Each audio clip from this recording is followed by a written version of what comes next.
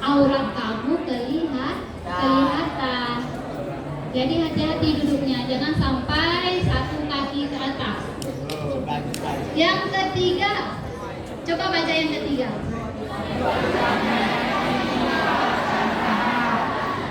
Duduk di tampek nan tinggi, kawan karandahan. Artinya apa? Kamu di atas kursi sendiri, kawan di bawah.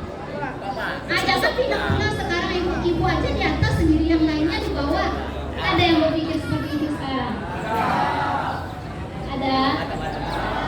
Enggak, karena ini kan kondisinya berbeda. Ibu sekarang sedang jadi pemateri, kamu sebagai pendengar. Makanya kamu di bawah, ibu di atas. Sesama kamu kan semuanya sedang di bawah sekarang. Ada yang di atas, ada yang di bawah. Yang keempat itu nih, laki-laki duduk sarupo padusi. Laki-laki yang duduk seperti perempuan. Coba siapa tadi yang berinisiatif bersimpuh? Coba lagi bersimpuh. Ada nyaman seperti itu? Nggak bisa ya? Nah, karena ini dibuat memang sesuai kodrat kita. Kalau perempuan memang sesuai supaya dia bersimpuh. Kalau laki-laki bersimpuh kan nggak nyaman juga kamu ya. Itulah dibuat aturan-aturan seperti ini. Nah, kita lanjut sumbang yang kedua. Sumbang tagak. Apa artinya? Nah, sumbang berdiri. Yang pertama itu tagak berkaca pinggang. Lagunya ke atas. Kalau seperti ini, misal ibu mengajar di kelas, mau nggak mendengarkan? Seperti orang berani, seperti orang yang mau. Orang ini takut semua sama dia. Ya hanya dia yang berani, hanya dia yang gagah perkasa, hanya dia saja yang cantik. Sombong. Yang kedua, tagak jo laki-laki nan tidak mungkin. Siapa yang sering di sini berdiri dengan temannya yang bukan muhrim?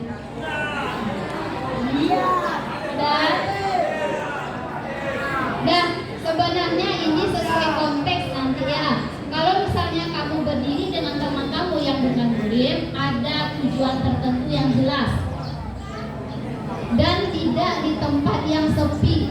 Itu tidak apa-apa, bukan dalam waktu yang lama juga. Itu masih diperbolehkan. Yang ketiga, berdiam sambil tagak. Musyawarah sambil berdiri. Kalau lama-lama berdiri, tahan nggak lutut kamu? Ada yang tahan? Berapa lama tahannya? 2 menit. 2 menit bukan tahan itu.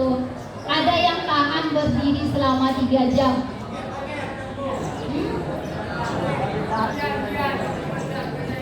24 jam. Itu berarti askun lah lagi. Asal bunyi. Masa 24 jam mampu kamu berdiri? Tidak mungkin itu. Emang kamu manusia super ya? Siapa tadi yang mampu 24 jam berdiri? Coba berdiri di sini selama 1 jam atau selama ibu menjadi pemateri. Dah, kita lanjutkan sumbang yang ketiga. Sumbang berjalan. Sumbang dalam berjalan. Ini bisa kamu pahami semua apa saja yang mungkin jadi sumbang kalau kamu berjalan. Yang pertama, padusi berjalan suram. Perempuan, anak ibu yang perempuan semuanya ya, jangan biasakan kamu berjalan kaki sendirian.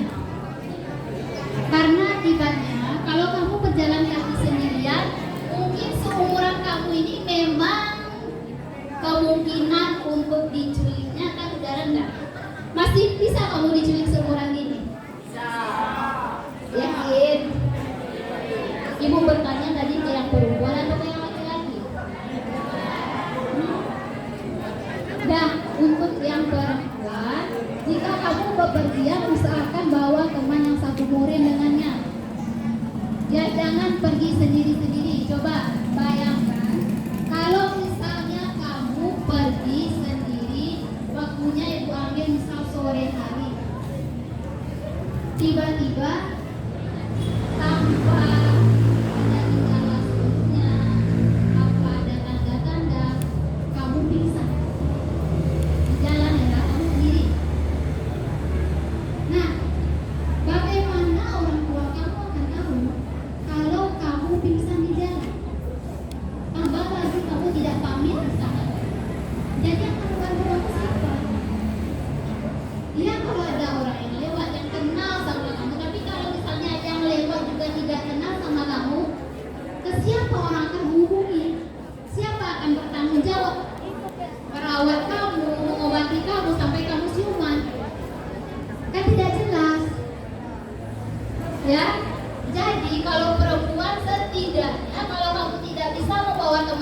perempuannya yang lain, bawalah anak kecil. Anak kecil ya, setidaknya dia juga bisa melaporkan kalau terjadi sesuatu yang tidak diinginkan. Oke, yang perempuan paham? Ya, jangan pergi sendirian. Kalau misalnya perempuan itu di Minang, itu tidak membawakan ke semua. Kalau di Minang, perempuan yang pergi sendirian itu sama seperti layang-layang putus. Bukan dilem layangan putus ya, layang-layang putus. Jangan terbayang pula di Uni filmnya layangan putus, nonton pun ibu ternyata ya lain mengenalkan itu kan untuk pembelajaran juga. Layang-layang putus di sini itu artinya apa? Kemana arah angin, kamu pergi juga ke sana. Tak berarah, tanpa arah, tanpa tujuan, pergi ke sana ke sini. Jadi yang dilihat orang lain juga tidak bagus, tidak etis perempuan jalan sendiri. Nah, yang kedua, padusi bajalan bagage-gage. Apa itu bagage-gage? Bagus, tergesa-gesa berjalanlah seperti biasa, jangan terlalu tergesa-gesa. Ada yang suka jalan tergesa-gesa di sini? Ada? Biasanya kan juga karena kebiasaan ya, bukan disengaja, karena bawaan sering tergesa-gesa. Kita ambil saja akibatnya. Kalau misalnya kamu tergesa-gesa berjalannya, kemungkinan jatuhnya kan juga semakin besar. Kamu jadi tidak ajar di dalam berjalan. Yang ketiga itu berjalan di buku laki-laki. Nah, yang ini anak ibu yang perempuan. Siapa yang memang sebenarnya ada keinginannya untuk lewat di depan laki-laki, tujuannya adalah untuk mencari perhatian. Introspeksi diri, bukan menyalahkan ya. Karena itu paham umur kalian segitu pasti ada rasa bangga. Saya diperhatikan oleh sendiri orang, saya dilihat oleh beberapa orang ya. Nah, yang tidak ada rasa seperti itu nih, bagus. Berarti dia sudah menerapkan aturan ini dalam kehidupannya. Di depan laki-laki kamu berjalan dan kamu mencari perhatian. Gerak-gerik kamu, gaya kamu berjalan, apalagi yang sengaja berlenggak-lenggok di depan laki-laki, ibu melihatnya. Bagaimana itu ya? Tibanya memang kita berharga. Kalau kita berharga itu tolong diperlihatkan kalau kita berharga. Oke, kamu yang perempuan itu ibarat kaca. Ya, kalau misalnya kaca cermin, kalau sudah retak sekali, meskipun kamu lem lagi, kira-kira 4 bulan cahayanya itu tidak akan sama. Pernah bercermin di kaca yang pecah? Nah, beda ya, walaupun kamu lem tidak akan sama ya. Ada bayangannya itu tidak sempurna jadinya. Nah, itulah ibarat kita. Jadi tolong dijaga baik-baik. Jangan suka mengambil perhatian sebelum waktunya. Nanti kalau udah besar, kalian udah melanjutkan kehidupan kalian baru boleh ya. Untuk sekarang ditahan-tahan dulu. Yang keempat, malinte di kubura kalau tidak minta izin dulu. Apa artinya ini? Kamu berjalan, sementara ada beberapa orang yang sedang duduk. Tanpa basa-basi, tanpa minta izin, kamu langsung nyelonong. Biasanya ibu temukan ini di kelas. Di kelas ada gurunya yang lagi menjelaskan atau lagi menuliskan materi di papan tulis ya. Temannya lagi belajar, temannya lagi mencatat. Kamu yang terlambat atau kamu habis dari luar, langsung saja masuk. Tidak ada angkat tangan, tidak ada minta izin, langsung masuk seperti tidak ada orang di dalam kelas ini. Seperti yang di dalam kelas itu hanya patung saja semuanya, tidak ada kamu hargai sedikit pun. Nah, besok-besok ini kalau kamu terlambat, kalau kamu balik dari luar, minta izin sama gurunya dulu ya. Ini baik laki-laki maupun perempuan ya, bukan hanya untuk perempuan, semua siswa harus minta izin terlebih dahulu. Nah, kita lihat yang keempat ada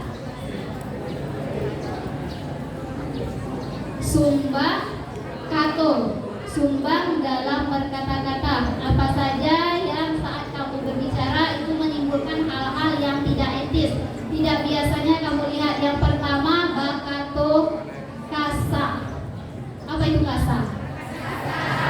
Terus kasa. Jangan ada perasaan bangga saat kamu berani menyebutkan kata-kata kasar di depan orang lain. Kan ada pula itu yang bangga ya. Saya bilang aja seperti itu di depan bapak guru itu, saya bilang aja seperti itu di depan ibu guru itu. Bangga dia melakukan sesuatu yang salah, bangga. Itu berarti tidak beretika. Kita sudah siswa SMA kamu sekarang ya. Jangan dibawa lagi sifat-sifat yang akan merugikan kamu di masa depan. Berkata kasar kalau misalnya dibawa saat kamu mau ujian lisan misalnya, atau kamu wawancara nanti kalau udah besar. Nah mungkin orang akan menerima tipe-tipe orang yang suka mengomongkan masalah yang tidak bagus dengan logat yang kasar, atau orang yang suka mencaci maki orang lain. Itu dikurang-kurangilah dari sekarang. Lanjut yang kedua, bakato tidak ado koma. Berarti dia berkata-kata sama seperti jet lewat begitu saja. Yang mendengarkan tidak paham, kamu capek karena terlalu cepat. Biasanya yang sering merocos ini laki-laki atau perempuan? Laki-laki atau perempuan? Yang laki-laki mengumumkan perempuan, yang perempuan bilang yang laki-laki. Kodratnya siapa? Laki-laki atau perempuan? Ya, sebenarnya yang sering merepek itu, yang sering menggosip memang perempuan. Memang perempuan ya, Adianta jangan senang dulu ibu bilang memang perempuan. Tetapi yang ibu temukan sekarang beda. Memang laki-laki yang banyak ditemukan sekarang. Bukan hanya yang perempuan, laki-laki yang sering mengoceh. Nah, meskipun demikian kamu harus mengurangi frekuensi berbicaranya itu, kecepatan berbicaranya itu harus diselaraskan lah supaya kamu tidak capek, orang lain paham. Jangan jadinya miscommunication. Semuanya udah dijelaskan, semuanya udah jelas-jelas, tapi karena terlalu cepat tidak ada yang paham. Maksud pembicaraan itu tidak sampai jadi. Lanjut yang ketiga, bakato mati katiko mancalia kurang sakit. Ada yang paham ini? Kamu menjenguk teman kamu yang sakit, bisa siswa 10 IPA 1-nya ada salah satunya sakit, sebut saja misalnya sakit mah ya, mah parah, mah akut. Kamu pergi menjenguk. Nah, saat itu juga teman kamu kan baru sembuh ceritanya lagi, belum sembuh ya. Kamu bilang sama teman kamu, misal namanya Budi, Budi, bukan kamu doakan pertama kali Budi kemarin, seminggu yang lalu, saya juga pergi menjenguk tetangga saya yang sakit mah juga sama sekali seperti kamu. Dan tapi sekarang dia sudah meninggal. Coba bayangkan, orang lagi sakit parah, belum sembuh, kamu mengatakan kalau orang seperti itu sudah meninggal. Kira-kira kamu datang ke sana membawa manfaat atau malah membawa mudarat bagi yang sakit? Mudarat kan? Aturannya dia bisa lebih semangat lagi untuk sembuh, malah menjadi drop. Nah, jadi kalau misalnya kamu menjenguk, jangan bilang tentang kematian, bilanglah hal-hal yang memberikan motivasi untuk semangat.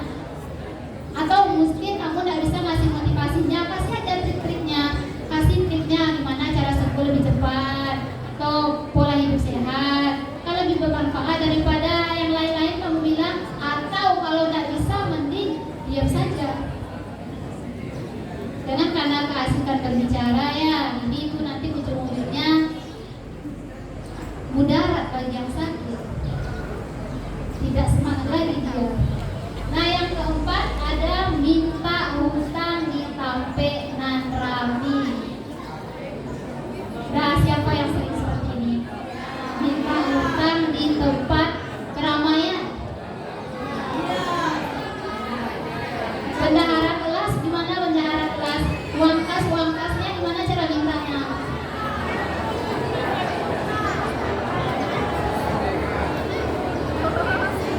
Gimana bendahara kelas minta uang biasanya? Woi gitu. Woi. Uang kas kamu segini lagi, tolonglah segera dilunasi gitu ya. Nah, beda kondisinya. Kalau di kelas itu, kalau misalnya satu-satu yang berhutang kan banyak. Ada 36 siswa di dalam kelas, mungkin yang berhutang itu 35, satu orang bendaharanya saja yang berhutang itu ya. Nah, jadi kalau di kelas nggak apa-apa, sekali berbicara supaya didengarkan oleh semua anggota kelas. Tetapi kalau misalnya ada satu orang saja yang berhutang bersama kamu, jangan kamu minta di depan orang lain.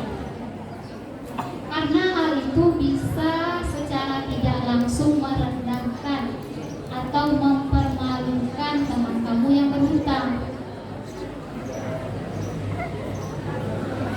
Jadi dia dongkol sama kamu.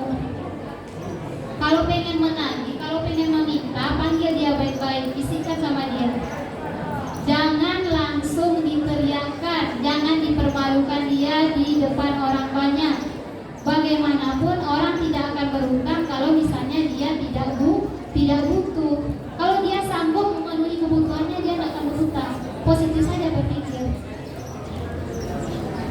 Jangan sakiti hati orang yang telah kamu tolong. Berusahalah untuk ikhlas meskipun nanti kan kamu minta lagi ya.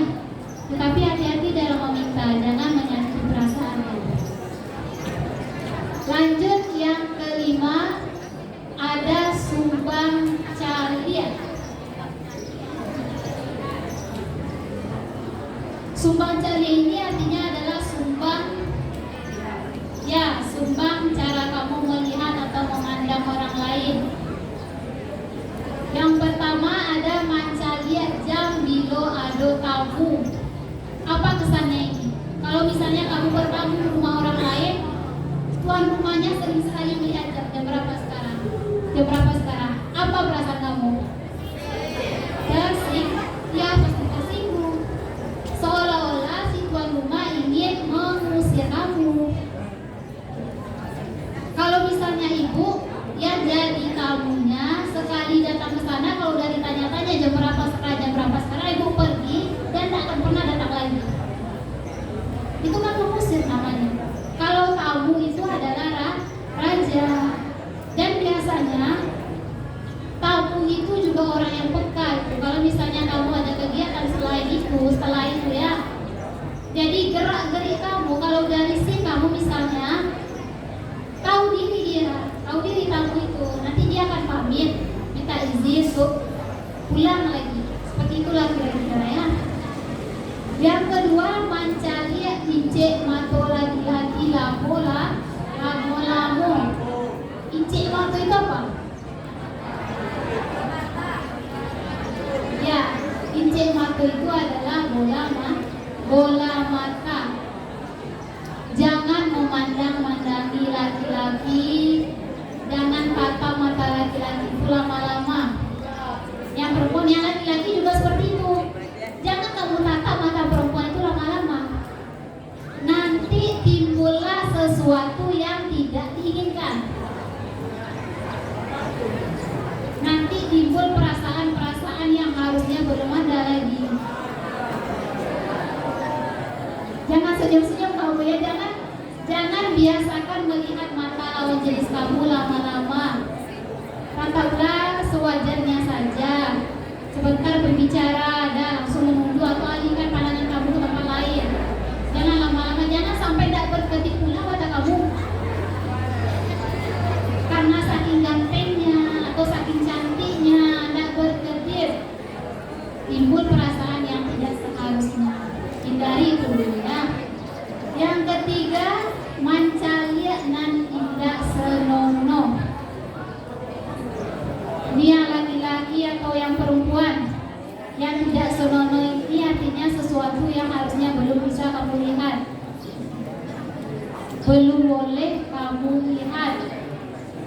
Itu biasanya ibu perhatikan banyak efek samping dari HP.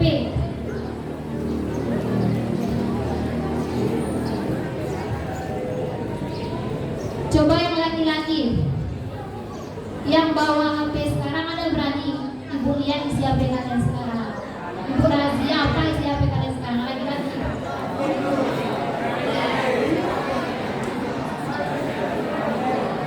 Boleh?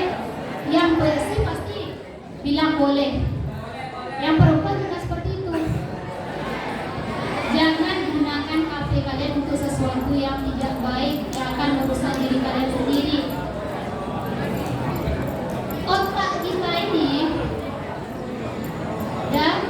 Otak kita ini mampu mengumpulkan informasi tepat di masanya.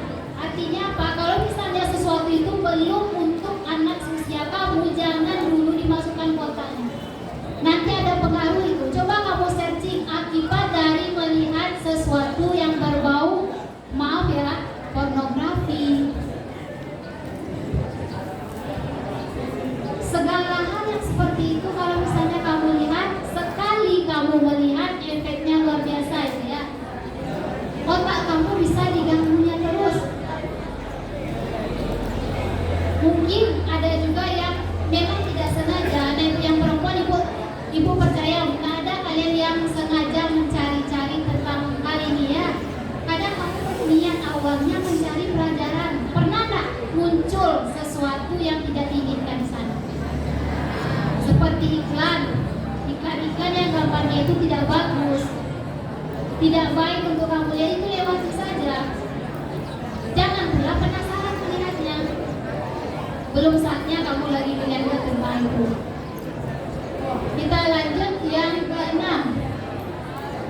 Ada sumbah